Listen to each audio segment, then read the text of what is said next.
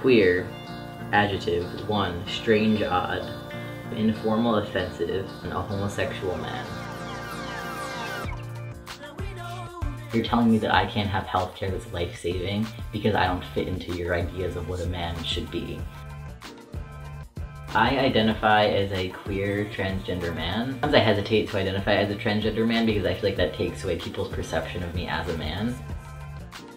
Queer identity has set me free in a lot of ways because I was shackled to these like binary ideas of like, oh, if I were to transition and be a man, then I would have to like women. But I've always been pretty ambiguous in that state, and I kind of like every sexy person. Look good and you think of the world the way I think of the world, like we're gonna get along. It's really important in the queer community that we don't become shackled to like heteronormative ideas of what it means to be in a relationship or what it means to have sex. I define queer as fluidity, freedom of expression, also just being like rad and stylish, because a lot of people in the queer community I feel like have taken all the bullshit that they've had to deal with just growing up, kind of turned into these like awesome creative activists, and I just find it to be such an honor to be part of that community that is like creating the world that like my children will live in.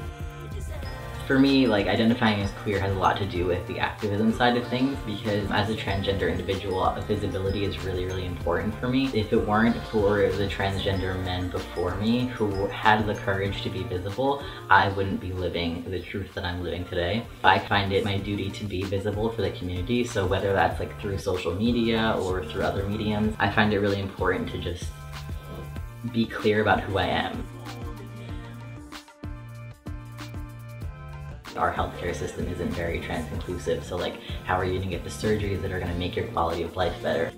In my insurance, they still have me marked down as female because they wouldn't change me over to male until I had top surgery, so the removal of my breast. Now that I've had top surgery, they're changing me over to male in the system. However, when I'm as male, they won't cover my pap smear.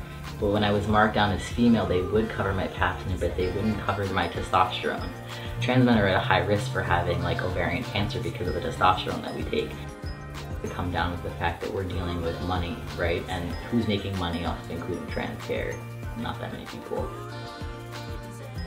And I think that that's why queer activism is so important, because just now healthcare systems are starting to catch up. Taking those struggles and, you know, making that into like really awesome political work has kind of been how my queer identity has evolved, and it's still evolving, and I think that that's like really cool. My name is Jamie DiNicola. I identify as a queer transgender man.